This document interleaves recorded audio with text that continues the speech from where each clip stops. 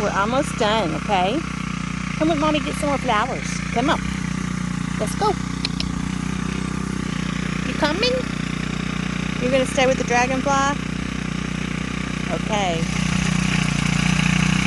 I love you. Good morning, everybody.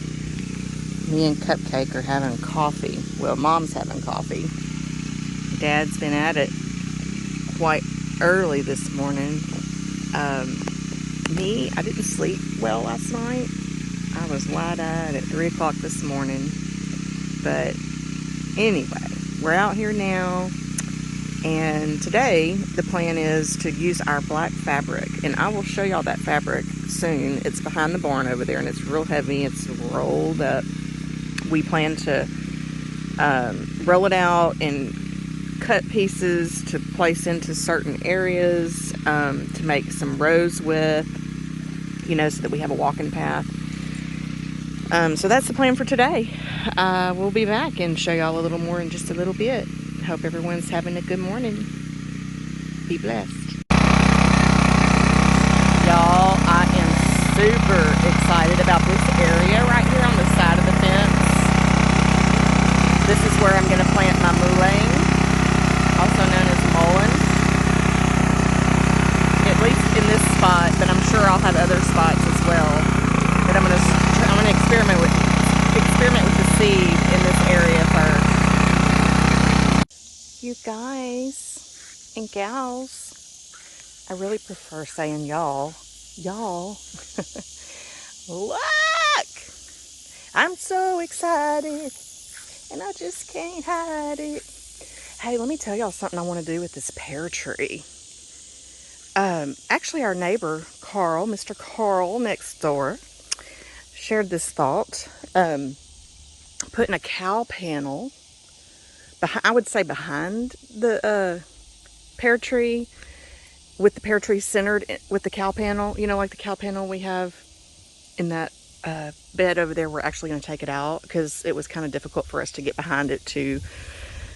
I'm squirreling for a minute, to get our cucumbers from behind, because there is a, you know, our fence behind the cow panel, right? So we're not doing that again right there with the cow panel. Anyway, back over here. Okay. Squirrel! So you put it behind the pear tree, and the tree is centered, and you train your branches, because pear trees get tall, right? And you either keep them cut, kind of dwarfed, so that you can always get all the fruit off of it, because when they get too tall, it's hard to reach, unless you have a ladder or a lift or something. So you would train your limbs to come out like this on the cow panel, and your fruit is right there at your grab, at your reach. There's a name for this. I think it starts with an E. I will come back and let y'all know what the name of that technique is, okay? How fun, huh? What? All right, howdy y'all. I have no makeup on yet. And we're hungry. So, Banana's cooking breakfast.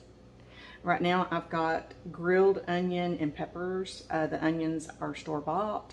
The peppers are all from our garden. I'm also going to be adding some chopped fresh basil, society garlic, green onion. I'm going to roast this rosemary on my griddle first with some olive oil, some salt and pepper. And it makes it crispy and delicious. Very good for brain. It really helps you to restore memory and everything when you're doing a study or researching things. Have you some rosemary right at that time. Anyway, and some more of our ancho peppers are going to be chopped up into this. Some of our tomatoes. So breakfast is around the corner. I've added 2 heaping tablespoons of coconut flour, 2 heaping tablespoons of almond flour. I'm going to put a pinch of baking soda to get it to puff up. This is about 10 eggs in here, and about 1/4 cup of water. And then I'm going to fire up my skillet and pour it into this hot skillet and let the bottom cook for just a minute. And then I'm going to pop it in the oven. I've got the oven at 350. Yum.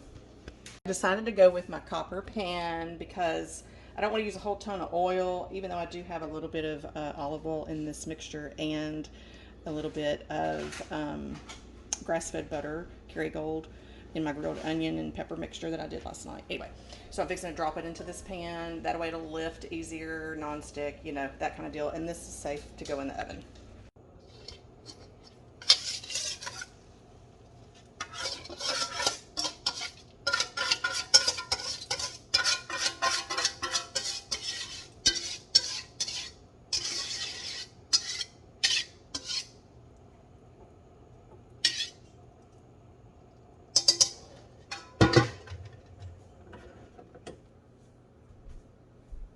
Okay, y'all, this is how I like to do my basil. I like to stack it up like this, okay?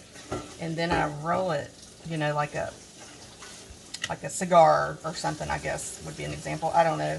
Like, I roll it tight. And then I slice tiny little slivers. Almost kind of like a julienne style. And you can leave it sliced exactly like this, or if you want it to be a little smaller, you can turn it and then slice it. But sometimes I like it to be kind of long and pretty like that. Okay, y'all, here's my washed rosemary and some olive oil. I normally would use like a heat oil, like coconut oil or avocado oil, but I didn't feel like getting the coconut oil out, and I'm out of avocado oil. So I'm going ahead and using my olive oil. I coated that rosemary with some oil. Now I'm going to put some salt, a little bit of salt, kosher salt that was. I do use like Himalayan salt a lot. Some black pepper. I'm going to kind of roll it again, and I'm going to let this toast, and it just releases those oils and flavors of the rosemary, the medicine that's in the rosemary, and just flavors up the dish. And it's real strong, so one sprig is plenty for this. What am I making here? I don't know, like a quiche or something, right? Okay, we'll be back. Okay, rosemary is now done and crispy. It also makes it delicious just to eat off of this, just like it is, because it kind of crisps it up like a little snack, like a little crunchy snack. These are some ancho peppers that we got out of the garden. Our peppers are doing so good right now, y'all. We have tons of Tabasco peppers. And this morning, Tony was looking at recipes for Tabasco pepper, you know, in the clear vinegar, like you see at the restaurants, like kind of sitting on the tables. We're going to do something like that this weekend with our Tabasco peppers, because there's a ton of them, and they're so pretty. There's a banana pepper I'm putting on top. I'm all about presentation. I know, I can't help it. I like to make our meals not only taste good with a lot of flavors, but I like to make them beautiful. Here's our green onion and our society garlic. And then watch what I do with this rosemary. Oh wait, let's get our basil going on here, okay. So also, by cooking it on the stove on the bottom for a few minutes, I'd say like, you know, 5 minutes on medium low. I feel like it kind of speeds this recipe up to cook it through and through. Okay, now our rosemary just comes right off, y'all, and it's crunchy. It's got some salt on there with some black pepper. It kind of gives it a good flavor. Like I would eat it just as it is, right off the stalk. Okay, going in the oven. Bye. Hey guys, before it goes into the oven, I am going to add a little bit more salt, because I didn't season my eggs, my batter. So I'm going to add that to the top. I'm going to add some more black pepper, and then I'm going to break out some seasoning that is delicious. Let me go grab it. I'll be right back. And here it is. It's Kent Rollins. My husband has been on YouTube, on his channel. He found him on YouTube and just loves to watch him. His wife's name is Shanna, I think. And my dad's name is Kent. You can see this is bubbling now. Y'all, this is his original seasoning. I surprised Tony with 3 pounds of Kent Rollins seasoning. And Drake and I love to put it on kettle popcorn. It's good on anything. And then this is also his cool spatula that I had gotten for Tony. Yum. Delicious. And we've had it for several months, and we, just 3 pounds has lasted us quite a while. Okay, so I'm going to turn that off now that we're bubbling a little on the bottom because I don't want to overdo the bottom. And we're going in the oven for about 20 minutes or until it's cooked through and through. Don't forget to drink your water, y'all. Banana has trouble with that sometimes. I also want to add, we are going to the Mother Earth Fair in October. I believe it's the 8th and 9th or the 9th and 10th in Belton, Texas. And we hopefully get to meet Kent Rollins there. And there's an elderberry expert, Terry, I don't remember his last name, Durham maybe. It's going to be there, and a lot of homesteaders. We are super excited. We got our place booked. And yes, cupcakes coming too. Cheers. Hey y'all, while I'm waiting on breakfast, I'm having a reflection right now. Aspen, I know you want to come out. Come on, sweetheart. Last night, on a homestead group that I'm in, someone posted, it was a young man, had a family I could see. It was in a homestead group, like I said, and asked, how do y'all deal with depression on the homestead with all that has to be done?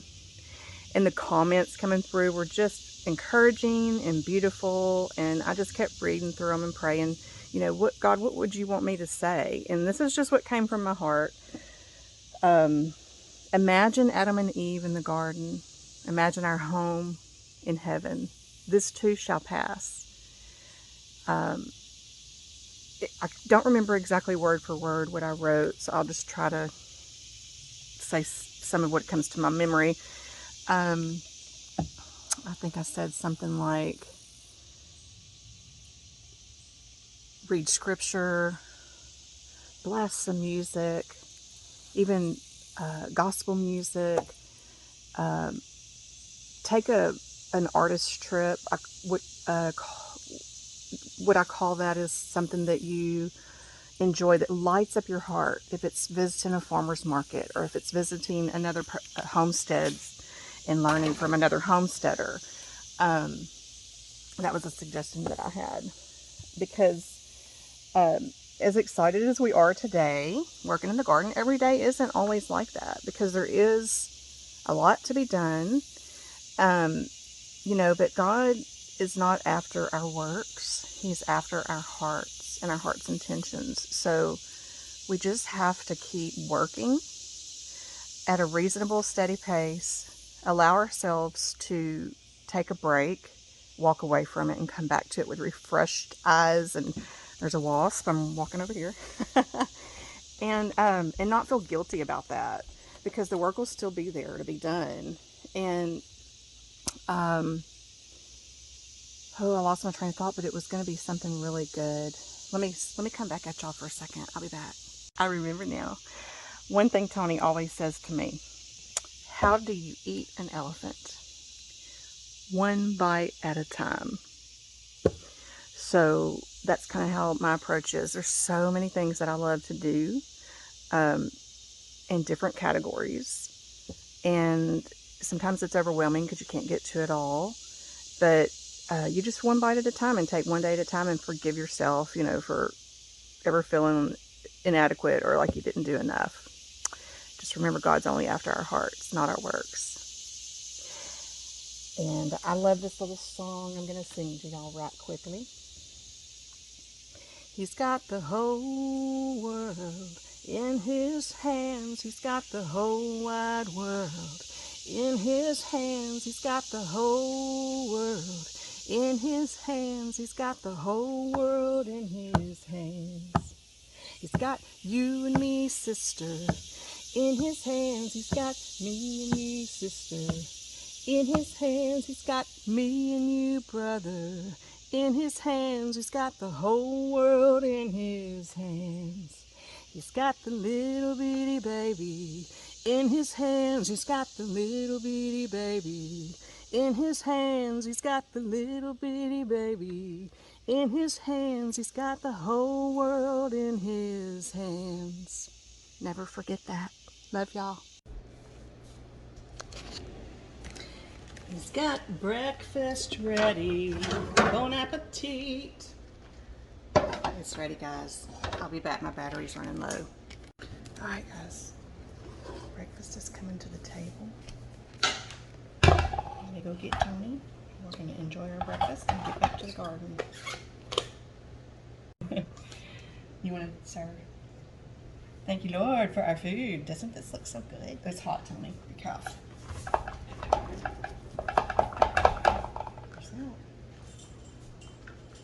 Yummy, y'all. Look how delicious this looks. It puffs it up.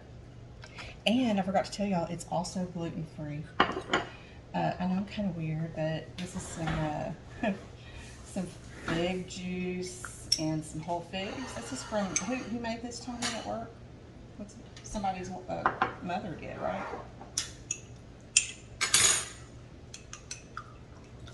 And this one I made. This is fig preserves. Our neighbors gave us some. And I gave the last batch to my mother. She made all of us some. I've got to give to Kayleen and Carl for 2 jars. Mine just has honey in it. So I like sweet and salty. Put a little bit of Tabasco. All right, guys, we'll see y'all in the garden. Bye.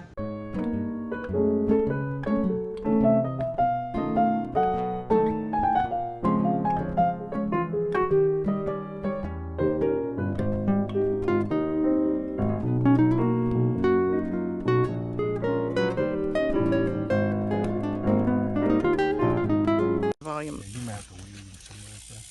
Oh, yeah.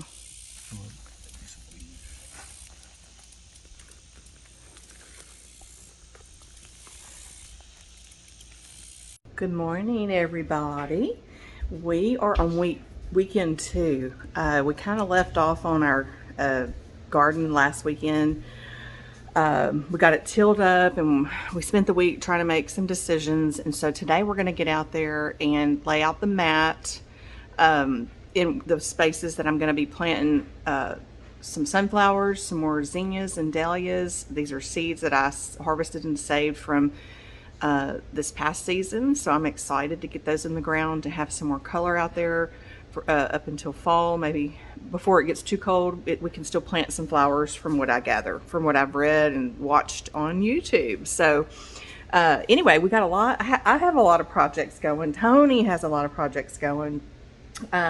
But besides our little projects we're doing, we're both going to get out there together in a minute, and I'm going to show y'all what we do with the mat and where we're going to plant the flowers. And then I have some fun projects that I'm going to be working on in the house. I'm trying to bulk up our apothecary. I just want to say this year, you know, candle making was my life forever, it seems. And, you know, I'm grateful for the time that I spent those years in that business and everything. There was good times, there was bad times, and all of it together was what I look at as life lessons to be learned. And so I've really reflected back many times on what seems like was a whole lifetime ago. It was like, it's so weird, you know, because that's what I spent doing for so long. But either way, it was a place that brought me joy in a way of being able to be creative every day. And that was mixing and pouring and creating colors to go along with the fragrances and decorate the storefront, and all of those things fulfill my heart, because that's what I believe is what I was born to do, to create and make things beautiful, because that's what makes my heart happy. So God has given me the plant language this year.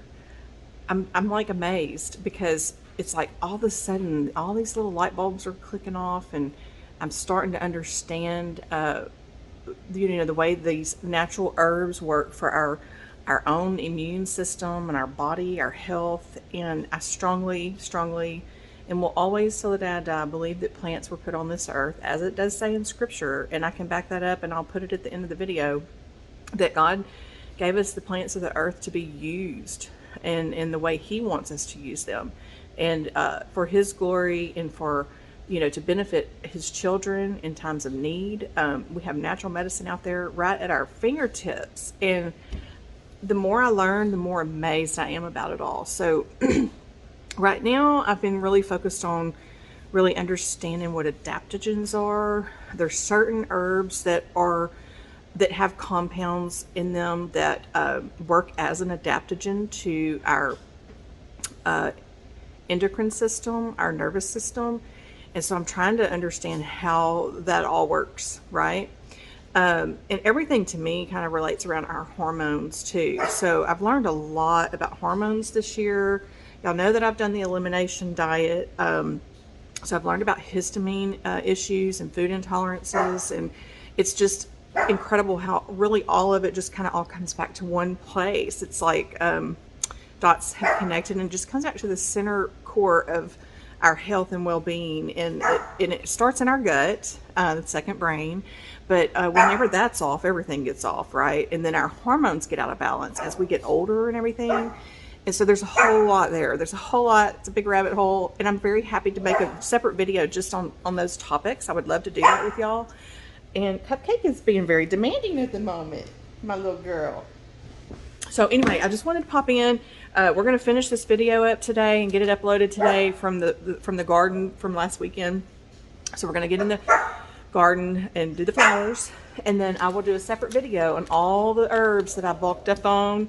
You know, I do want to harvest my own. I do want to forage. It's also known as wild crafting. It's when you can go out on the land and you can pick your own herbs that are medicinal and cure them and make tinctures and things like that with them. And there's a couple of them that I'm comfortable and familiar with, but I am new to all of this, and so I don't know all my plants well enough to trust what I forage. So I have backup. I bought, you know, already from good sources, and I'll share all that with y'all too in that video. But this is just to kind of get my apothecary bulked up, and I can start making some tinctures and stuff, because tinctures last indefinitely, which is pretty amazing because they're made in alcohol. And there is alternatives to alcohol. You can use glycerin, vegetable glycerin. It's known as glycerite type of a tincture if you're not wanting the alcohol, which glycerin is alcohol anyway, but whatever, you know, whatever you feels right for you, right? Okay, so look, Cupcake's ready. I'm ready to get out in the garden, get some flowers planted. So we're gonna go out there and spend time on getting the black fabric laid first, and then we'll let y'all see us do that, and then we'll plant. Okay, see you guys in a little bit. I'm going to show y'all a couple of Tony's projects that he's going to be working on after we're done with the garden. We are in East Texas, and I'm from Southeast Texas originally. We've been here a year, about an hour away from where I'm originally from. But we've endured Hurricane Ike, Hurricane Rita. I can't even keep up with all of the names of them anymore. Ike, Rita, heck, I don't remember all of them at this moment. But we invested, or Tony really did some research. We got us a generator, a propane tank. We might get a second one. So he's going to be doing some wiring on the side of the cabin over here.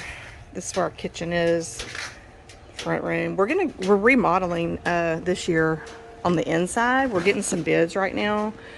And everything is just kind of the way it is until the remodeling's finished, and I kind of see how I want to decorate the porches and everything. But and we need to put another finish on everything out here, probably this year as well, including up top. They say, you know, with the wood on the outside like this, it can mold easily. But either way, back to the generator. The plans are for him to have it out here somewhere if we need it, say this September, and we have some hurricanes coming. That'll help run our house and our refrigerators and things like that. So we're excited. He's going to be probably cutting through some sheetrock, which we're okay with because we already had a guy come give us a bid on some changes we're going to make inside. One of the things I'm most excited about is my bigger pantry. We're going to have a big pantry. Like it's going to be almost just like another room, basically, or two rooms. And I'm going to have it sectioned, you know, where I have all my canning supplies, my apothecary, our worker pantry, and things like that. So we'll get y'all involved and let y'all see the progress on that, because it's going to be fun. This is where I'm going to plant my mullein. I'm going to try to plant some right here inside the garden. I got some mullein seed, you know, whenever I found it at the deer lease. I'm so excited about that one.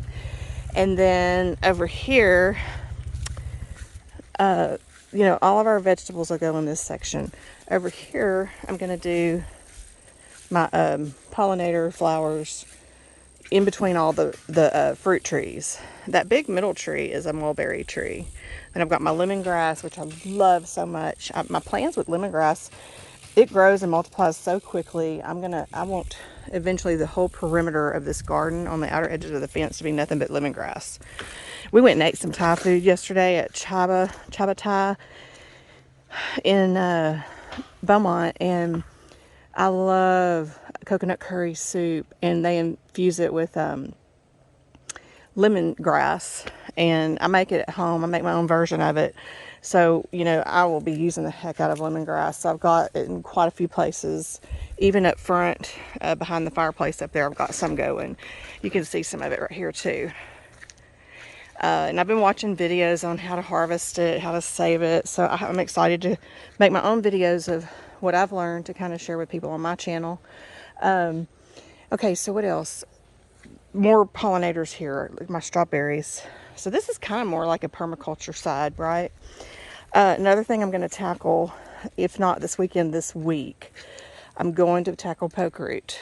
I'm really learning. I'm taking my time learning about this plant until I'm, you know, just know so much about her that there's no fear there. There's really a lot of uses for medicine, and there is a lot of precaution that needs to be taken in understanding. So, you know, will I kind of talk about some of the uses? I don't know, maybe, but I wouldn't personally use it as medicine until I was completely 100% comfortable with it. I am in a Christian herbal group online, and I'm learning so much from these people in this group, and a lot of them do use it for medicine, and they're teaching me how. So I want it out of my garden though, because I'm just not comfortable with Cupcake with this in here. And I'm going to pull it, take the root. I'm going to wear gloves.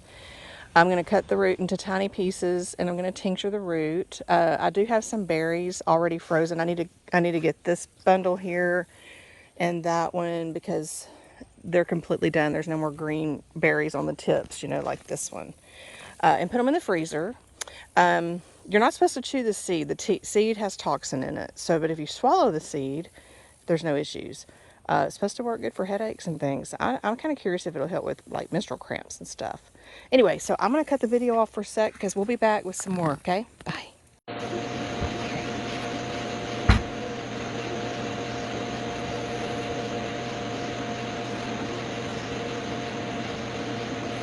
Okay, y'all, we're going to end it right here for this video.